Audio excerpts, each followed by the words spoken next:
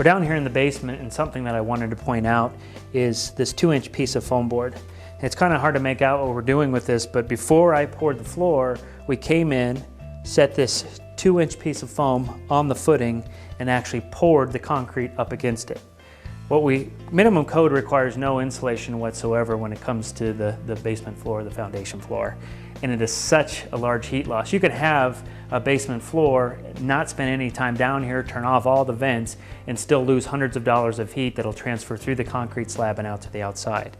So what we had to do on this house is, first of all, before we came into the ground, after the groundwork, was we put down 2-inch foam board along the entire floor. And then to match that, this is where this comes in. And so if you could see underneath the slab, is that 2-inch foam board is touching this 2-inch foam board. And basically we're pouring this concrete inside an encased foam board.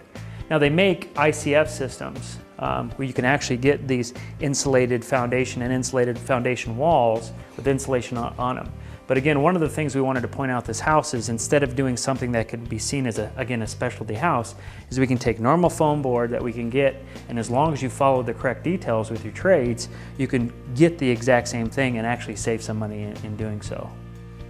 Something that doesn't have to do with energy, that we have to do though for the durability of the house, and especially dealing with water, is before we pour this basement slab, we have to do a lot of prep work. And again, minimum code is going to require very little, so it's making sure that you've dealt with your contractor and made it crystal clear on what needs to happen. The first thing that's not typically done is we'll go in and we'll put in 4 inches of half-inch aggregate. Or even get some road gravel, anything, and get 4 inches of it is going to be better than what we normally do, which is maybe a little bit of gravel, if anything, and setting it on the dirt. For this floor, we went in on top of that and put our 2 inches of foam board. But if you didn't do the foam board, the most critical part that we do after the foam board that you could do is that you put down a vapor barrier. It's very rarely done in basements, and it is so critical, especially understanding, again, in this house, how we're going to be drying to the inside. It does take the concrete a little bit longer to cure, but once we have that vapor barrier underneath our concrete, we don't ever have to worry about water coming up underneath the slab and into the house for the rest of the lifetime of this home.